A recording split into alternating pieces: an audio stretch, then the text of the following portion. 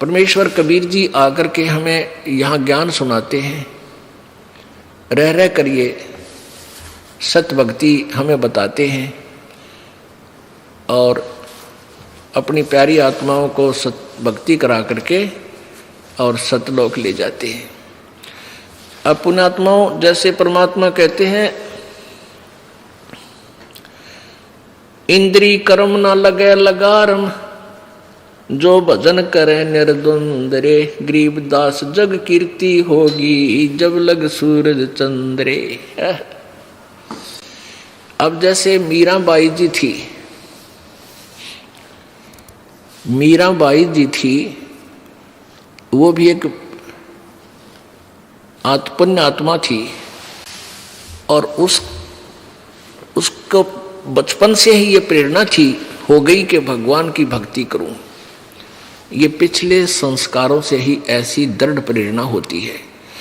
आप पिछले पुण्यकर्मी प्राणी हो, आपको भगवान की चाह है, बचपन से ही लगे हुए थे।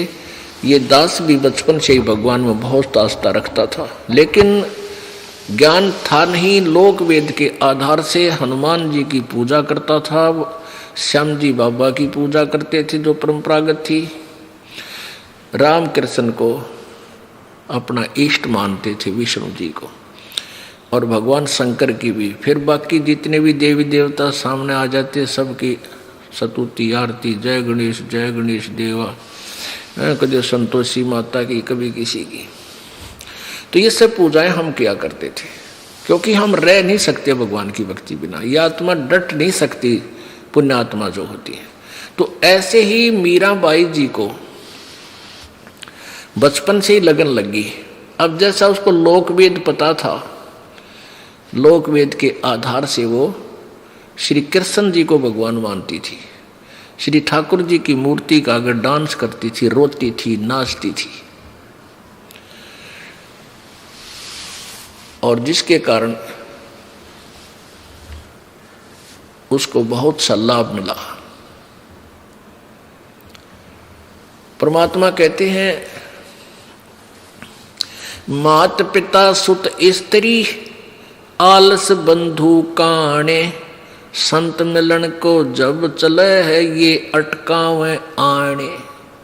जब आप सत्संग की तरफ चलते हो तो कौन कौन बाधा करते हैं? मात पिता, छोटे बच्चों को, बेटा बेटियों को तो माता पिता बाधक बनेंगे। वहाँ नहीं जाओगे हैं, हमारी इज्जत का नाश हो जाएगा, हम कदे सत्संग में नहीं जाया करते। तो जैसे उनको ज्ञान है इस तरह के वो फिर बाधा करते हैं। और जो बूढ़े हो गए, वृद्ध हैं, उनके बेटे आंट लावेंगे सुत, और जो कोई भगत है उनके, उसकी पत्नी आंट लावेगी पक्का। अब तो खैर समझदार बेटी होगी, नहीं पहले न्यू कहा करती है, तो बोलो जा बाबा तो बाबा बनेगा, और वह खड़दू तार देती है, हाय तो बाबा बनेगा, घर छोड़ कर जाकर साका तार दिया करती है। अब नहीं करती ऐसी, अब साथ आती है बेटियां पर, क्योंकि ये मार्ग जो है घर छोड़ने का कोई ना, भक्ति प्राप्ति का जो मार्ग है ये केवल घर छोड़ने तो नहीं मिला है। भक्ति करो, घर पर रहो चाहे बाहर रहो, भक्ति करे पीछा छूटेगा। वो मंत्र दोनों ही कर सकते हैं, गृहस्थी भी और जो ब्रह्मचारी है वो भी, दोनों पार होंगे। यदि कोई इस सब बात मांडी पाक रहा मैं ब्रह्मचारी हूँ, मैं पार होऊंगा, कि ऐसे हैं भाई हमारा गुरु तो बालक ब्रह्मचारी है और वो पार होंगे, फिर हम उनको कहते थे फिर तुम इनका पीछे क्यों फिरो भाई? जब ये पार होंगे तो तुम क्यों पीछे पीछे घूम रहे हो? तुम तो हो ही नहीं सकते, डले ढो रहे हो खाम खा। तो बिना ज्ञान कैसे ही थे। परमात्मा कहते हैं डेरे दंड खुश रहो, और ये खुश रहे लेना मोक्ष, और दुर्प्रहलाद भी पार हो गए। फिर डेरे में के दोष, यानी गृहस्थी में कोई दोष नहीं है जब धरु और प्रहलाद को तुम पार होया मानते हो। अब धरु ने 5 वर्ष की आयु में भगवान प्राप्ति होगी थी, उसके बाद ब्याह करवाया, बालक हुए। ऐसे प्रहलाद ने 10 वर्ष की आयु में परमात्मा प्राप्ति होगी थी, यानी हरदर सिंह बनकर भगवान उसकी मदद में आए थे। और उसके बाद शादी करवाई और फिर बालक हुए, कई 1000 वर्ष तक राज कराया। जो बलि राजा था, बलि जिसने अश्वमेघ यज्ञ की थी 100, जिसमें भगवान 52 रूप धारण करके आए थे उसकी यज्ञ में, वो प्रहलाद का पोता था, बैलोचन का बेटा, बैलोचन उनका पुत्र था। तो कहने का भाव गरीबदास जी कहते हैं कबीर जी का दिया हुआ ज्ञान के डेरे डंडे खुश रहो, अपना घर पर हो या कहीं भी आप हो, डेरे डंडे खुश रहो, खुसरे लहना मोक्ष। यदि केवल ब्रह्मचारी ही रहने से मोक्ष हो जाता, कहते हैं खुसरे ब्रह्म ये हिजड़े हैं तो सारे पार हो जाते, फिर ये तो बचकतीय बाल ब्रह्मचारी है।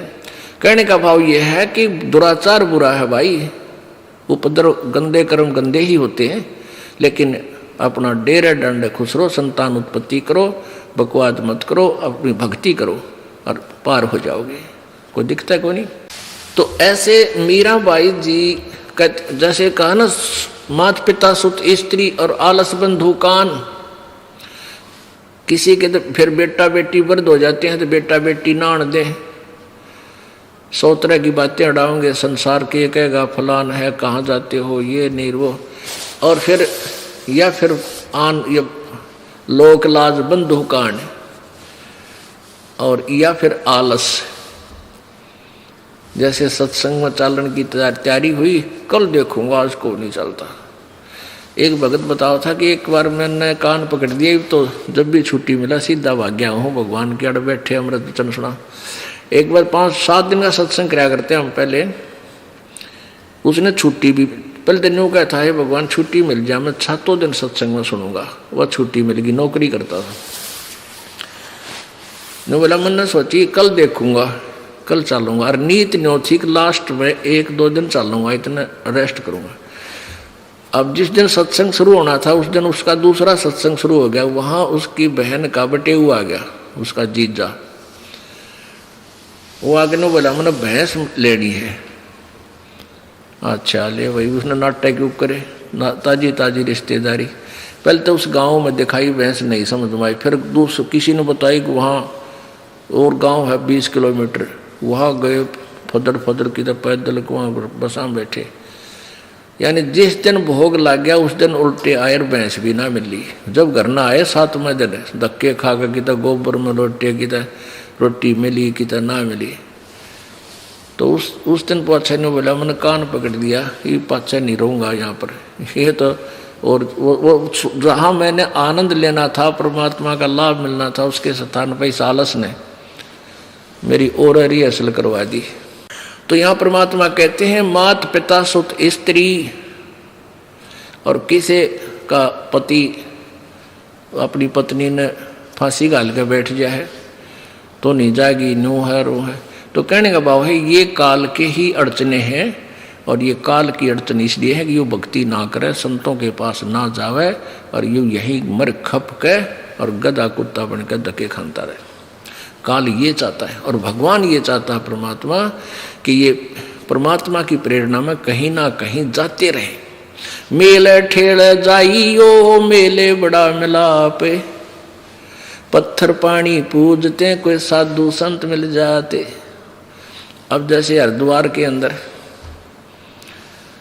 पीछे कोई वो ऐसा समागम, ये मेला कोई था, कुंभ का मेला था या कोई इसका ग्रहण का स्नान था, एक बार कुरुक्षेत्र में था। तो हमारे भक्तों गए वहाँ पर, ये परमात्मा की प्यारी आत्मा अपने भाई बहनों को चाहते हैं कि ये भी इस काल के जाल से निकल जाए। तो वहाँ उन्होंने पुस्तक वितरित की थी, बांटी थी, 10-10 रुपये में बेची।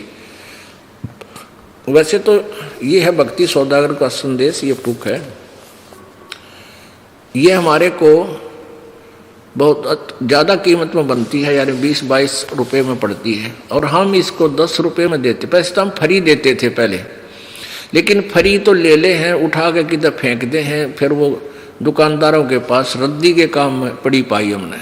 तो इसलिए हमने इसका 10 रुपये रेट रख दिया दोनों का, ये दोनों कट्ठी जल्द करवा दी कि कम से कम 10 रुपये खर्च करेगा तो पढ़ देगा। तो कुरुक्षेत्र में दी जाकर बांटी, कई हजार 14-15 हजार बुक वहाँ बेची। तो उससे फिर रिजल्ट आया। अब पुण्यात्मा आते हैं, इसको पढ़ कर रहे कि कहाँ डले ढोरे थे, बड़े खुश होते हैं, आते हैं, पूरा परिवार का परिवार नाम ले जाता। क्या बताते हैं जी, कुरुक्षेत्र नहान गया था, वहाँ तेरी आपकी किताब मिली थी। कोई कहता मैं हरिद्वार गया था, वहाँ से किताब मिली थी, मेरी आँख खुल गई, डले डोता हंडो था।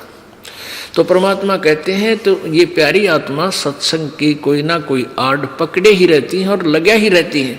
और काल न्यू चाहता है कि ये गलत साधना करें, शास्त्र विधि को त्याग कर मनमानी पूजा करते रहें, जिससे इनको कोई लाभ ना हो और लास्ट में ये नास्तिक बन जा, कोई गुट्टी लाने लग जा, कोई चोरी करने लग जा, कोई बदमाशी करे, क्योंकि इनकी आस्था हट जाएगी, भगवान कहीं नहीं है। अब जैसे पूरा चीन कम्युनिस्ट बन गया, जबकि पहले महात्मा बुद्ध का पुजारी था। अब उन महात्मा बुद्ध के द्वारा बताए गए साधन से उनको कोई आध्यात्मिक लाभ नहीं हुआ, इसलिए वो नास्तिक बनकर अपना सिद्धांत आप बना लिया मनुष्य ने। तो काल यही चाहता है कि सब नास्तिक हो जाएं, और वो कबीर साहब का कभी आवे लगे गेड़ा तो कोई सुने ना उनकी बातों को। और परमात्मा रह रहकर अपनी सत्ता को, अपनी सतीथि को स्थापित करके जाते हैं, वो कोई रूप बना कर आ जाते हैं। एक बार अब मीराबाई जी छोटी आयु में ही श्री कृष्ण जी की पूजा में लौलीन हो गई थी। फिर उसकी शादी कर दी। उसका पति जो था वो राजा था। जब उसकी 4 वर्ष शादी को हो चुके थे, उसका संतान नहीं हुई, तब उसके पति की मृत्यु होगी, वो विधवा होगी। और उसका देवर, ये ठाकुर समाज में इनका शादी थी, जन्म था। और ठाकुर समाज में क्या था कि उनकी बहन बेटियां बहू कहीं बाहर नहीं जाती थी, वो स्वयं ही बाहर से जल लाते थे, पानी भी। वो तो खैर राजा थे, उनके नौकरों की कमी नहीं थी। वैसे भी ठाकुर समाज में अपनी बहन बेटी बहुओं को बाहर नहीं जाने देते थे, पर्दे में रखते थे। वो अपनी इज्जत समझते थे कि हमारी इज्जत बाहर नहीं जाएगी, स्वयं सारा कार्य करते थे। ऐसे समाज में काल ने उस पुण्यात्मा को फिट कर दिया, मीराबाई जी को। अब मीराबाई जी मंदिर में जाती थी। उसका पति जो था बहुत धार्मिक व्यक्ति था, बहुत नर्म आत्मा का था, राजा था। तो मीराबाई मंदिर में जाती थी तो कुछ एक लोगों ने विरोध किया, घर वालों ने भी, गांव वालों ने भी, चर्चा चली सुरसुर।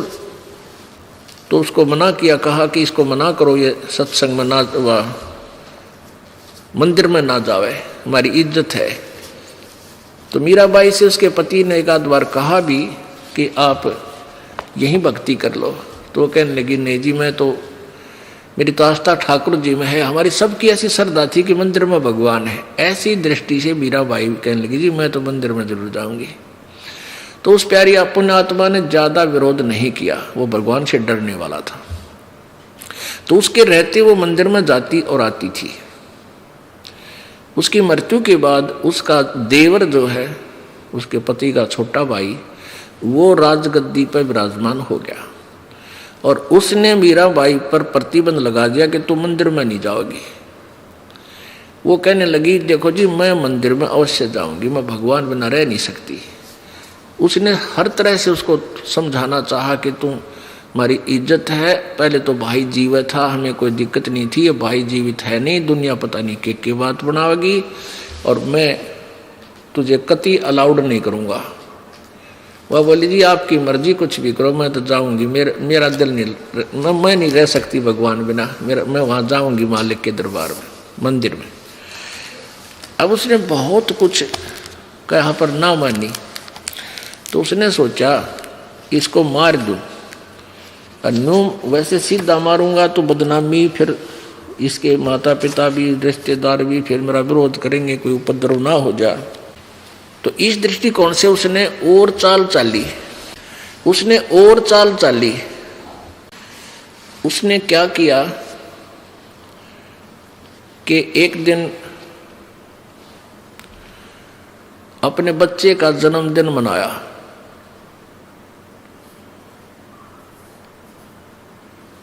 बच्चे का जन्मदिन के उपलक्ष्य में रिश्तेदार भी इकट्ठे कर लिए,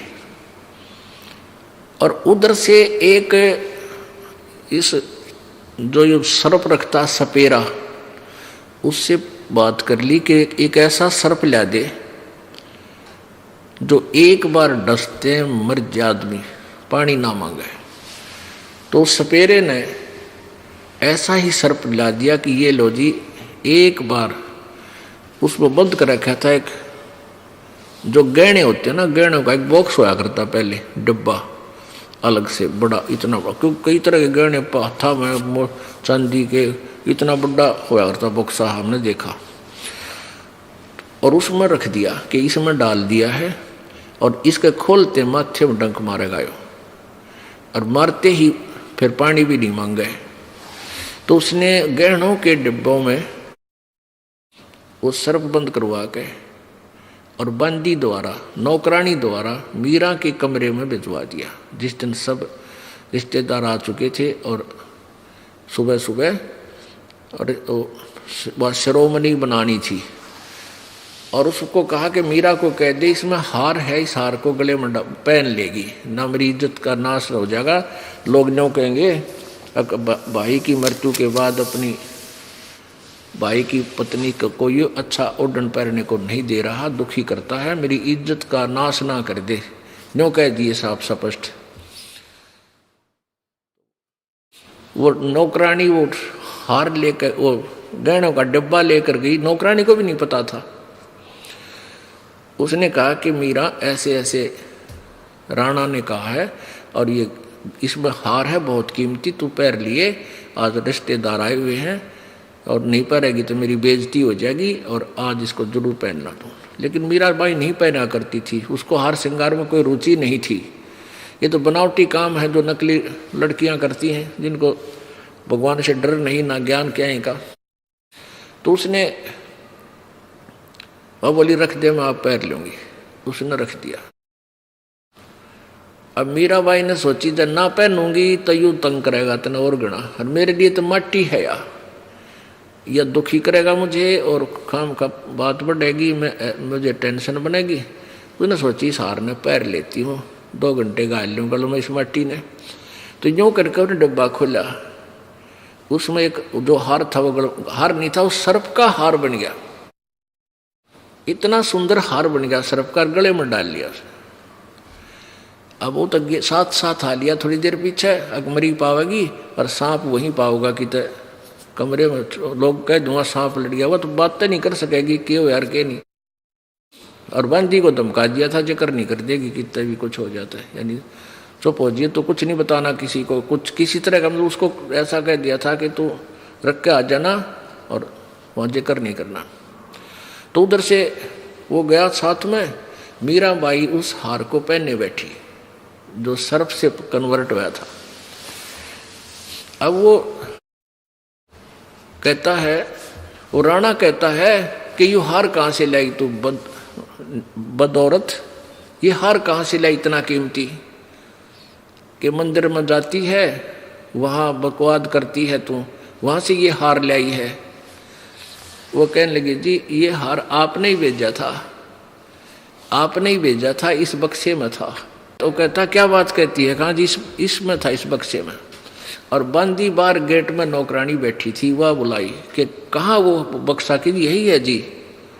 और अभी इन्होंने खोला था, मैं बाहर खड़ी थी, मुझे आवाज़ आई थी, इन्होंने अभी खोल के पहना है। अब उसके पाँव तरह की धरती निकलेगी, रतरा गजब हुई हो। और अपने हाथा वो सर्प इसमें रोक के भेज दिया, रियो हार बन गया। आ गया कि भैया नहीं मरे। अब उसने क्या सोचा कि एक वो बुला लिया, ये सांपों का इलाज करने वाला गारडू, और उससे कहा कि तू ऐसा सर्प ला दे, ऐसा विष दे दे मुझे कि यह इसको पीते मर जा।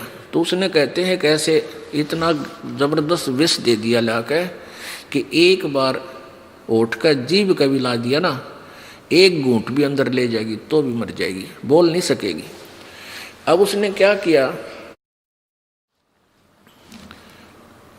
उसके देवर ने, राणा ने, वो सर्प जो जहर था, विष था, ये कहते हैं सर्प से निकाला था जैसा भी। तो वो सर्प वो जहर विष लेकर के वो राणा और साथ में हाथ में तलवार लेकर और मीराबाई के पास पहुंच गया कुछ दिनों के बाद कि इस जहर न पी ले, ये प्याला पकड़े, और नहीं पीवेगी तेरी गर्दन काटूंगा। अब मीराबाई ने सोचा गर्दन में तो दर्द होगा तलवार ते, मरना तो सही, मारे तो गाय तुझे, तो जहर पी लूँ दर्द तो ना होगा। तो नो सोचकर और उसकी आँखें आ गए, नो का जहर का प्याला पी लिया, वो विष पी लिया। और वो देखे बाट की लुढ़ के गया और वो आराम से बैठी है, कोई दिक्कत नहीं। मीराबाई को मारने लगे जहर का प्याला प्यारे, पीवत ही अमृत हो लाग्या, हो गया सर्द ही यारे, मन तू पावगा अपना किया रे, भोगेगा अपना किया रे। कहाँ तो जहर ने उत्पात मचाना था, अशांति फैलानी थी, कहते हैं पीवत ही अमृत हो लाग्या और हो गया सर्द ही यारे, यानी अंदर ठंडक होगी विष। अब उसने सोची भैया तो नहीं मरे, कमाल हो गया, यह बिना मरी। उसके बाद क्या हुआ कि एक दिन मीराबाई मंदिर में जा रही थी और कहते सो छल छिद्र मैं करूं अपने जन के काज, देख काल ने उस प्यारी आत्मा को कहाँ ठोक दिया था और परमात्मा कैसे पीछे पीछे फिरते हैं उस पुण्य आत्मा के। रविदास जी, संत रविदास जी और परमेश्वर कबीर जी समकालीन थे मीराबाई के, और ये दोनों इकट्ठे ही रहते थे, क्योंकि रविदास जी कबीर परमेश्वर का ही शिष्य हो गए थे। जब पहले तो रामानंद जी से उनको उपदेश दिलाया कि रामानंद जी की फड़क काटी के ये हरिजना नाम ना दे था शेड्यूल कास्ट को। फिर कुछ दिनों के बाद रविदास को पता लग गया कि भगवान तो ये हैं, रामानंद जी के पास ना कुछ, तो रविदास जी ने कबीर परमात्मा से उपदेश ले लिया था। अब ये दोनों वहाँ जिस मंदिर में मीराबाई प्रतिदिन जाती थी उसी के पास बाहर सी था, वो वहाँ बाहर इन शेड्यूल कास्ट की कुछ चौपड़ी सी थी, वहाँ सत्संग करने लग गए रविदास जी और कबीर जी। मीराबाई पहुँच गई, अगर यहाँ कुछ भगत बैठे हैं, चल 10 मिनट चर्चा सुनाएंगे इस परमेश्वर की।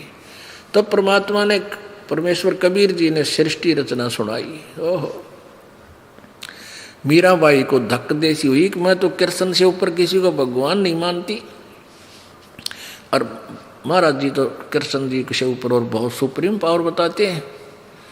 तब उसने करबद्ध होकर कहा, महाराज जी हमने तो कभी यह बात सुनी नहीं थी, आप ये बताते हो, इसका कहीं प्रमाण है? मैं तो श्री कृष्ण जी को मानती हूँ। परमेश्वर ने कहा, बेटी तू अपने कृष्ण जी तो पूछ लिए। वो कहती थी कृष्ण जी मेरे पास आते हैं, सामने दिखाई देते हैं, मुझे साक्षात बातें करते हैं, पर तू अपने कृष्ण जी तो पूछ लिए, उस तो ऊपर कोई शक्ति है कि नहीं। और जब तेरा श्री कृष्ण कह दे फिर क्या करेगी, फिर मैं आपके चरणों में आ जाऊंगी। महाराज मन तो आत्मा कल्याण करवाना, जैसे आप बता रहे हो भाई, इनकी पूजा करने से भी जन्म मृत्यु, इनकी पूजा करने से भी फिर यही रहेंगे। मैं तो इस जन्म मृत्यु के रोग में कति रहना नहीं चाहती भगवान, मैंने देख लिया खूब बड़ा, कोई किसी का कोई। और ब्याह होया, खुशी मनाई, 4 साल में पति मर गया, बताई किस पे खुशी मनाऊं? यहाँ पर क्या चीज़ है जो अपनी मानूं मैं? कति मेरा दिल हट चुका है इस गंदे लोग तय। तो उसने फिर लागी पुकार कर रोने लगी। श्री कृष्ण जी प्रकट हुए, उनसे पूछा, प्रभु आज मैंने संतों का सत्संग सुना है, उन्होंने ऐसे ऐसे बताया है, मेरी आत्मा दुख रही है कि वो मेरे भगवान से भी ऊपर कोई शक्ति बता रहे। पुण्यात्माओं, ये देवता झूठ नहीं बोला करें, इसलिए इनको देव कहते हैं, अच्छी आत्मा होती है। इसने कहा, मीराबाई वो शक्ति बहुत प्रबल है जिसके विषय में संत बता रहे हैं, पर वह मिला कति नहीं। हमने भी खूब ट्राई कर ली और कई हजार वर्ष तक साधना कर ली, वह मिलता नहीं।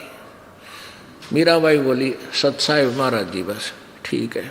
अब क्योंकि जब परमात्मा वो कह रहे हैं, हम उस परमात्मा से आपके साक्षात्कार करा दें, उससे मिलवा दें, ये काम ने मिली कोई ना। और ये भी मानते हैं कोई और पावर है, कहते हैं बुद्धिमान को तो संकेत ही होता है। उसी दिन उसने आके अगले दिन चरणों में गिर गई परमात्मा के, मुझे उपदेश दो प्रभु। अब कबीर जी ने सोचा, या ठाकरों की लड़की है, और कदे इसमें अभिमान शेष रह जा, क्योंकि अभिमान नी व्यक्ति को भगवान नहीं मिल सकता। ये नियम है, चाहे कितनी साधना कर ले। सबसे पहले भी नम्र और एक दृष्टि होनी चाहिए, ना ऊंच नीच, कोई बुरा नहीं, जैसे छोटी जाति कोई नहीं। ऊंच नीच इस विध है लोई, भाई कर्म कुकर्म कहाँ में दोई। ऊंच नीच इसलिए इस तरह माना जाता है, जो पापी पाप करता है, शराब पीता है, मांस खाता है, सुल्फा पीवे, चोरी करे, डाके करे, वो किसी जाति का वो नीच है। और अच्छे काम करे, बुराई से दूर है, भक्ति करता है, वो ऊंच है, चाहे वो किसी जाति का है। ये संत विधान है, प्रभु का विधान है। ऊंच नीच इस विध है लोई, और कर्म कुकर्म सुक्रम कुकर्म कहाँ में दोई। सुक्रम करते हैं वो ऊंच है, और दुष्कर्म करते हैं वो चाहे ब्राह्मण हो और चाहे शूद्र हो, वह नीच है। तो ये दृष्टि उसकी देखनी थी, इस बेटी में कितना विवेक है। रविदास जी से कह दिया कि मैं तेरे पास इस लड़की ने भेजूंगा, और उपदेश दे दिए इसने, पहला मंत्र दे दिए। तो वो मीराबाई गई कि महाराज जी मैंने पता, मेरे कृष्ण जी भगवान आए थे और मेरे से बात होगी, वो कहते हैं कि ऊपर है वो शक्ति पर तुम्हें मिला नहीं, और आप कह रहे हो मिला। परमात्मा बोले गारंटीड बेटी, या कौन सी बात ना मिला। इन कृष्ण जी को ज्ञान नहीं कोई ना उस परमात्मा के बारे में, इन विष्णु और कोई भी ज्ञान नहीं है। पुण्यात्मा ये बात आज तो हमें उसमें भी खटकती थी, लेकिन उसका तो शंका निवारण कर दिया था। वह खुद आकर कहेगा जब कि उसके पाने की विधि हमने नहीं मिली आज तक। तो मीराबाई कहने लगी प्रभु अपनी बेटी को उपदेश दे दो। अब परमात्मा बोले जा बेटी, वो बैठा भगत वो देगा नाम। अब वो मीराबाई, क्योंकि कंप्यूटर का की तरफ संकेत कर दे डॉक्टर, तो मरीज तो दौड़दा बैठेगा, ले दवाई दे दे भाई। तो रविदास जी के पास गई कि महाराज मुझे उपदेश दे दो, गुरु मुझे शिष्य बना लो। रविदास बोला बेटी बात सुन बहन, मैं हूं चमार जाति ते, और तू है ठाकरों की बेटी। तेरे साथ ना बहुत भूंडी कर देगा समाज। मैं उपदेश नहीं दे सकता आपको, मैं चमार जाति से हूँ। मीराबाई बोली महाराज जी आग लगे संसार के, आप मेरे पिता, मैं आपकी बेटी, मन या जड़ी दे दो, मैं बहुत प्यासी हूँ, मुझे भगवान चाहिए। तो परमात्मा ने संकेत कर दिया हक दे दे। ये देखना चाहवा थे इसमें कितना विवेक है। रविदास जी से प्रथम उपदेश परमात्मा ने मीराबाई को दुआया। ये एक आपको ये तत्व ज्ञान है पुण्यात्माओं। पहले आपने कथाएं सुनी थी, लेकिन इनकम्प्लीट, सार रहित। इसका निष्कर्ष कहीं नहीं निकाला किसी ने, था ही नहीं किसी को ज्ञान। अब जैसे एक स्पेयर पार्ट की दुकान में सारे स्पेयर पार्ट रखे हैं, अब जिसने ज्ञान ना नहीं वो कुछ किसी ने कितना धर रहा है, वो नारे न रख रहा है, यो स्टेयरिंग है, यो पिस्टन है, ये फलाना है बस। और जो इंजीनियर है उन्हें ला करके इकट्ठे गाड़ी बना के और टी करता ले जाएगा। तो ऐसे तत्वदर्शी संत, ये कथाएं भी आपके पास थी, ये ज्ञान भी थे, स्पेयर पार्ट जेन्युइन थे। ये कथाएं थी, ये अपने सदग्रंथ थे, इनमें जो ज्ञान था ये जेन्युइन स्पेयर पार्ट्स थे। ये तत्वदर्शी संत इसकी गाड़ी बना के राम नाम की और अपना सतलोक चल पड़ेंगे।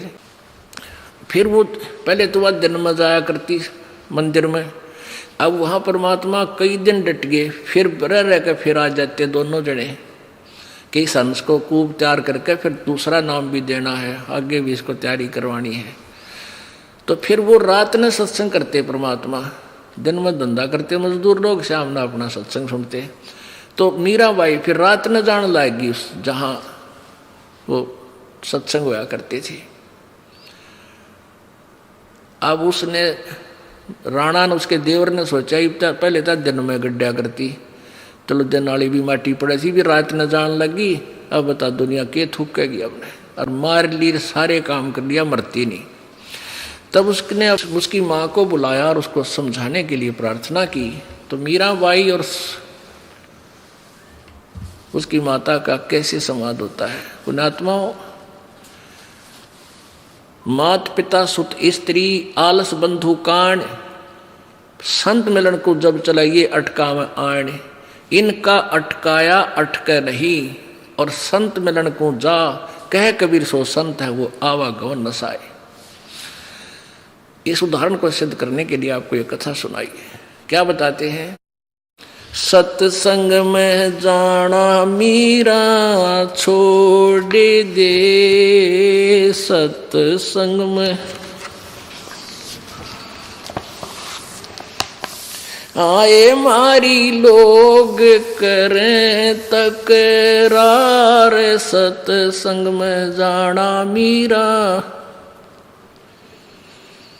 आए मारी लोग करें तकरार, सत्संग में जाना मीरा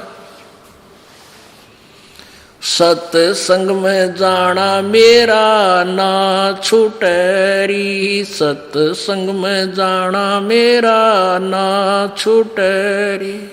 आरी चाहे जड़ कमरो संसार, सत्संग में जाना मेरा। हारी चाहे जड़ कमरो संसार, सत्संग में जाना मेरा। थारे सत्संग के राय में, थारे सत्संग के राह में आए वहाँ पर रहते हैं काले नाग, कोई कोई नाग तन डस लेवे। आए वहाँ पर रहते हैं काले नाग, कोई कोई नाग तन डस लेवे। जब सतगुरु की मेरे फेरी, जब गुरुओं की मेरे फेरी। आरी वे तो सरप गंडे वे बने जाव, सत्संग में जाना मेरा। आरी वे तो सरप गंडे वे बने जाव, सत्संग में जाना मेरा ना छूटरी। हारी वे तो सरप गंडे वे बने जाव, सत्संग में जाना मेरा। सत्संग में जाना मीरा छोड़ दे, सत्संग में जाना। हाय मारी लोग करें तकरार, सत्संग में जाना मीरा। सत्संग में जाना मेरा ना छूटरी, सत्संग में जाना मेरा। हारी चाहे जड़ कमरो संसार, सत्संग में जाना मेरा। थारे सत्संग के राह में, थारे सत्संग के राह में आए वहाँ तो रहते हैं बब्बर शेर, कोई कोई शेर तन खा लवे। आए वहाँ पर रहते हैं बब्बरी शेर, कोई कोई शेर तन खा लवे। जब गुरुओं की मेरे फेरी, जब गुरु आरी वे तो शेरों के गिदड़ बने जाव, सत्संग में जाना मेरा। आरी वे तो शेरों के गिदड़ बने जाव, सत्संग में जाना मेरा। सत्संग में जाना मीरा छोड़ दे, सत्संग में जाना मीरा। हाय मारी लोग करें तकरार, सत्संग में जाना मीरा। आए मारी लोग करें तकरार, सत्संग में जाना मीरा छोड़ दे। सत्संग में जाना मेरा ना छूटरी, सत्संग में जाना मेरा ना। हारी चाहे जड़े कमरो संसार, सत्संग में जाना मेरा। हारी चाहे जड़ के मरो संसार, सत्संग में जाना मेरा। थारे सत्संग के बीच में है, थारे सत्संग के बीच में आए वहाँ पर रहते हैं साधु संत, कोई कोई संत तन ले रम। आए वहाँ पर रहते हैं साधु, कोई कोई संत तन ले रम। तेरे री मन में मता पाप हैरी, तेरे री मन में मता पाप हैरी। संत मेरे माँ बाप हैरी, संत मेरे माँ बाप हैरी। हारी वे तो मीरा के गुरु रविदास, सत्संग में जाना मेरा।